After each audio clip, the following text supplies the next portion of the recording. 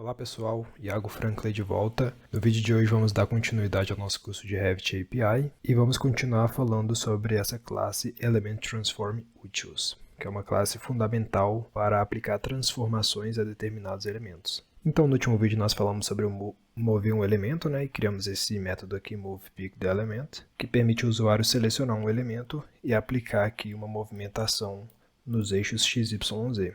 No vídeo de hoje nós vamos falar sobre uma outra classe, um outro método importante dessa classe, que é o Rotate. Então vamos abrir a API Docs. Então aqui no meu navegador eu vou buscar por revitapidocs.com e aqui eu vou buscar por API 2023 e aqui eu vou buscar pela classe Element Transform Utils. Selecionando ela aqui, eu posso vir nos membros, e aqui nos membros nós vamos explorar hoje o Rotate Element. Então eu clico aqui, e aqui eu posso entender mais ou menos como é a estrutura dessa classe, desse método na verdade. Então você percebe aqui que é um método que permite rotacionar um determinado elemento a um eixo, Você passa ali tanto o eixo quanto o ângulo e ele faz essa rotação. Percebendo aqui na sintaxe, eu vejo que esse método necessita de um documento, que vai ser o documento onde ele vai ser rotacionado, o ID do elemento que vai ser rotacionado, o eixo que vai ser a âncora da rotação e o ângulo que vai ser o ângulo de rotação. Aqui embaixo você pode ver a explicação de cada um desses parâmetros, mais especificamente, e aqui nós temos uma implementação simples, bem como a tratação de exceptions. Mas vamos ver isso de forma prática, então vamos ao Visual Studio. Aqui no Visual Studio, a primeira coisa que eu vou fazer é criar um novo método. Então eu vou vir aqui e vou criar um método. Então eu vou criar aqui region rotate picked element. Vou botar um id region aqui para eu poder recolher essa parte do código. E aqui eu vou de fato criar ali o meu método na sua estrutura mais básica, que vai ser um public void rotate picked element, passando aqui um elemento, que vai ser o elemento que vai ser rotacionado. Abro aqui a estrutura do meu método. E agora, a primeira coisa que a gente precisa entender para rotacionar o elemento é de que nós precisamos de uma transação. Então eu vou criar uma transação da mesma forma que a gente fez ali em cima. Ó. Então vai ser using transaction, chamar de tx, vou dar um new transaction aqui e vou passar o documento onde vai ter essa transação, bem como o nome dessa transação, que vai ser rotate element. E a partir disso eu vou abrir e fechar as chaves para embrulhar essa transação. Então vou dar um tx start e vou dar um tx commit aqui para comitar essa transação. E aqui dentro, de fato, nós vamos chamar esse método, que vai ser o element transform utils, e aqui nós vamos utilizar o rotate element.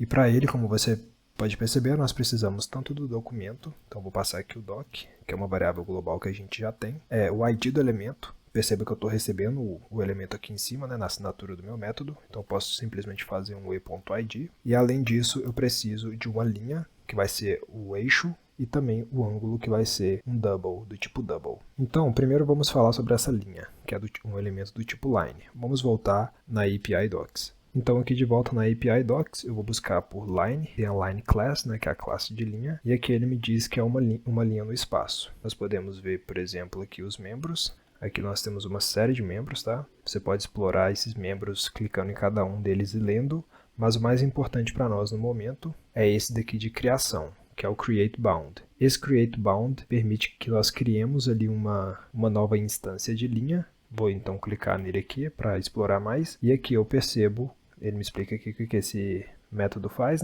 Ele cria uma nova instância de linha, e eu percebo que eu preciso passar para a criação dessa linha, dois pontos, um ponto inicial e um ponto final. E esses pontos nada mais são do que são elementos x, y, z que nós já exploramos em aulas passadas. Então, se você quiser entender mais ou menos como funciona esse x, y, z, você pode voltar aí nas aulas passadas. E aqui embaixo nós temos um exemplo de criação de uma linha, Nós vamos fazer exatamente isso, criar aqui um x, y, z que é um start point, um end point, criando essa linha espacial, e a partir dessas duas referências espaciais nós podemos criar uma linha. Então vamos voltar no Visual Studio.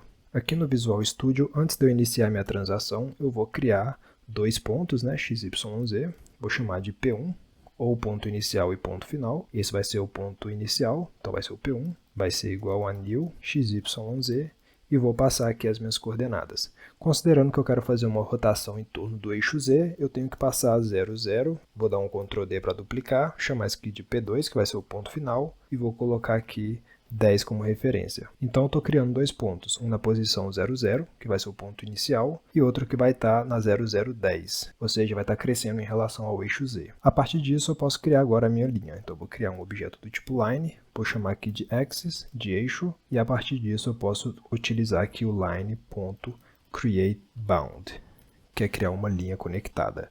E posso passar como argumento meu ponto inicial e meu ponto final, que é o P1 e o P2. Então ótimo, agora eu já posso passar a minha linha aqui, ó, chamando o axis, e além disso falta um último elemento aqui, que é o ângulo. Lembrando que esse ângulo aqui é em radiano, e para facilitar eu vou criar uma fórmula de conversão de radiano para graus. Então aqui embaixo eu vou criar aqui, ó, region, degree to radians, botar um end region, e aqui eu vou criar o meu método que vai fazer essa transformação. Então vai ser um public static, vai retornar um double, que vai ser o meu ângulo do tipo double, e vou chamar aqui o meu método degrees to radians, que vai receber um double, que vai ser o degree, né? Vai ser o grau, degree, e vai fazer essa conversão para mim. Então ele vai retornar degrees multiplicado por math pi dividido por 180. Essa é uma fórmula matemática, tá? Se você quiser transformar radianos para graus, basta você multiplicar o grau por esse valor aqui. E a partir disso vai ter ali o radiano em graus. Então ótimo significa que toda vez que eu passar um grau aqui, ele vai fazer o cálculo ali e vai me retornar isso em radianos. Então agora eu vou chamar esse método aqui em cima, ó, degrees to radians, e vou passar aqui o meu grau. Digamos que vai ser 60 graus. A partir disso eu posso salvar isso numa variável, então vou chamar aqui double. Lembra que aqui o meu método vai ejetar um double, então ele tem que receber um double aqui desse lado também. E aqui eu vou receber lá o meu ângulo, angle. Legal, agora eu já tenho o meu último ingrediente aqui e posso passar ele como eu posso passar esse argumento aqui. Perfeito, tudo certo. Eu crio um ponto inicial, crio um ponto final. A partir desses dois pontos no espaço, eu crio uma linha conectada, tá? E aí eu crio aqui um método que vai receber um grau, vai transformar esse grau em radiano e vai ejetar isso para mim em forma de ângulo do tipo double. E a partir de todos esses ingredientes, eu posso fazer uma chamada simples aqui de um método que está dentro da classe ElementTransformUtils, que é o método RotateElement. E ele precisa de todos esses ingredientes: o documento, o elemento, o eixo, o ângulo. E a partir disso eu posso embrulhar tudo numa transação e rotacionar o meu elemento. Ótimo, agora eu só preciso chamar isso no meu método principal.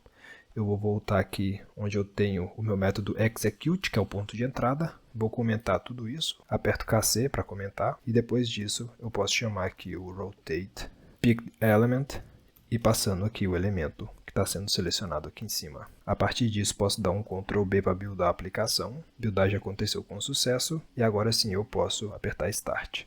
Após isso vou criar um novo projeto com template de arquitetura e agora sim, com o meu Revit totalmente inicializado, eu posso inserir uma família qualquer, como por exemplo um pilar, vou colocar ele aqui. Ele foi colocado, mas não está sendo visível na vista atual, então eu vou no 3D, seleciono esse elemento, vou vinculá-lo em relação ao nível 1 e ao nível 2, zerar esse valor, ok? Posso voltar na planta, e aqui na planta, ao vir em Edgings, External Tools, eu estou utilizando aqui o manifesto do Move Element, mas lembre que eu comentei esse comando, portanto que nós vamos fazer a rotação. Então, clico nele, ele me permite selecionar um elemento, eu clico no elemento e aí ele foi rotacionado. Mas se você se lembrar bem, eu disse que nós iríamos fazer uma rotação em torno do eixo Z. Porém, se você perceber, esse elemento não está sendo rotacionado em relação ao eixo Z, mas sim em relação a outro eixo. Isso está acontecendo devido ao ponto de origem. Nós estamos considerando 0, 0. Então vou dar um VG, posso digitar aqui Site e ligar o meu Survey Point e o Project Base Point. Com isso eu vejo onde está localizado o meu ponto 0, 0. Ao levar minha viga para lá, quer dizer meu pilar, posicionar ele aqui perto do eixo, agora sim, rodar o meu comando, você vai perceber que ele está sendo de fato rotacionado em torno do eixo Z. Se você quiser rotacionar esse elemento em torno do eixo dele mesmo, você vai precisar utilizar outras classes, como por exemplo o Bounding Box, que é um assunto que nós não exploramos ainda, por isso não quis falar sobre isso. Mas em um vídeo futuro, certamente nós falaremos sobre ele. Então para esse vídeo é isso, te vejo numa próxima oportunidade. Até mais.